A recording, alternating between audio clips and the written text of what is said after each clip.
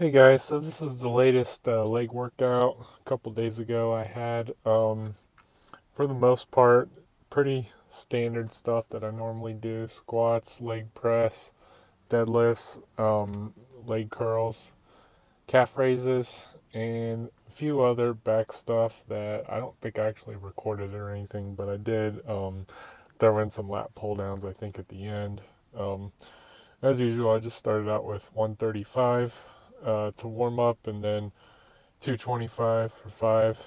And then this is the first warm up set that I recorded, 315 for five. It felt pretty good. I didn't have any issues. I have been trying to work on just uh, balance, just making sure that I'm applying the same pressure and coming down on both legs. I tend to just favor my left side more than my right. And when I got to my first working set of 365 here, I really wanted to get five, but I felt like there was something off, and I have a feeling it just has to do with balance. So I didn't want to push it too hard, so ended it with just a set of four. But felt pretty confident for some reason, I suppose. Decided to go up anyway. So I went up to 375 and wanted to see how many I could do. Just to kind of gauge where my progress is at. And I know that I need to more or less just recalibrate my form, make sure that there weren't any issues. As you can see, I did see that there is, I guess, a bad habit that I have that's creeping back in. Um, but I have had a problem where it's just hard for me to get my hips stretched out. So I keep wanting to go more and more narrow in my stance, which favors the quads and kind of takes the hips out of it, just because I've had issues in the past with my hips getting pre fatigued or getting sore. Um, so when it push comes to shove, it just seems like that's where my body wants to go with a narrow stance. That's where I'm comfortable with, and I just need to work on stretching my hips out more before going in and diving headfirst into the heavy set. So I did just 375 for two there. And then I did a drop set of 365. Um, did not hit my goal for number of reps with 375. So I think what I need to focus on is just, like I said, recalibrating my form, making sure that all of my bad habits are worked out, and just making sure that I'm stretching out accordingly beforehand before trying to get back into it. I think the biggest thing is I just tend to get excited if I see an open squat rack, and um, if you see an open squat rack in the gym, you just got to take it. You can't leave it for someone else to take it. So that's where I just seem to just want to jump right in without stretching or anything. Um, but alas, so I did a drop set of 365 for four. Didn't feel too bad.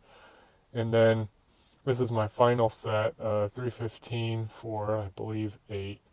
And this is where I noticed that the bar is coming down and it's just too far forward. So like I said earlier, um, I know that I've had issues where my hips just get sore faster than my legs, so I have a tendency of drifting too far forward so that I don't have to rely as much on those. So that's what's happening. I need to obviously work on that. It says that's a bad habit that I need to break. And the one thing I'll tell you guys is, as I'm trying to, do more or less a hybrid workout where I'm working for strength and size. These drop sets are just killers. If you don't do them at all in your heavy compound exercises, then you ought to really consider it, because I tell you what, there's nothing better and more stimulating than a tough drop set after you've already gone heavy. Um, So I gave myself maybe about a 5 minute break and then warmed up with 135 and 225 on deadlift.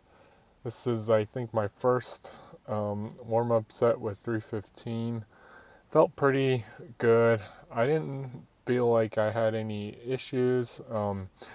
Didn't feel like there was any hip flexibility problems. So I decided that what I'm seeing as deadlifting is the like intermediate steps I take are already kind of exhausting my body and my hips before I even try to go heavy. So that's, I think, what's been kind of holding me back when it comes to squats. I do them first usually because that's where my focus is right now. So then when it comes to trying to deadlift, I'm already pretty much more or less um, warmed up, and I don't think I need as many. So what I wanted to do here was I wanted to try to see how many reps I could get with 405. It's a weight that I've done many times in the past, but if I don't, really watch myself, it's a weight that I can struggle with. So I just jumped right into it from 315 and didn't feel like I had any pre-fatigue or anything. So Um, I didn't really notice any problems. I did switch to mixed grip halfway through. I kind of have a sense of where my grip tends to break down at, and I know that had I pushed it with the overhand or hook grip, it probably wouldn't have made it. So that went well. I felt pretty good. I didn't really feel like I had to push myself to the max or anything with that, and that really made me feel pretty good. But alas, I still want to do a drop set, so I did 335, I think, for 8 here, and felt pretty good about that too.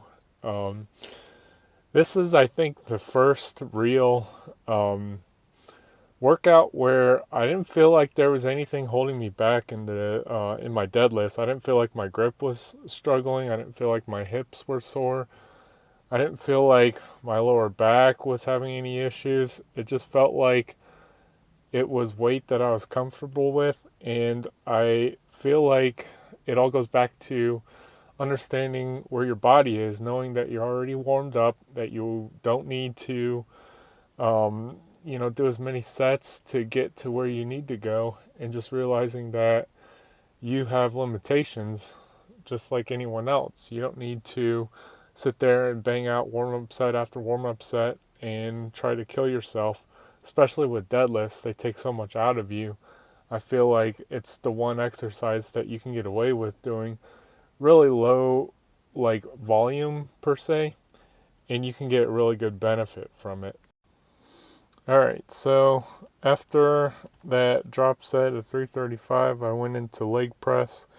And this is where I really felt like my left knee was so tight. A lot of the stabilizer muscles around it. This my joint in general was really sore.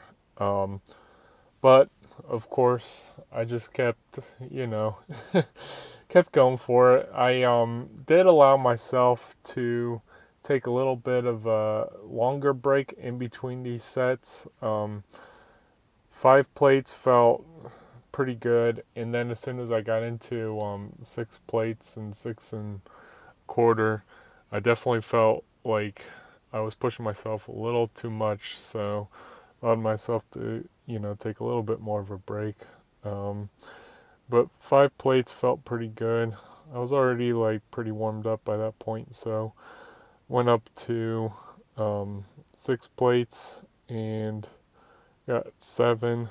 Um, no, no real pain or anything until I think my very last set is where I had to push it pretty hard.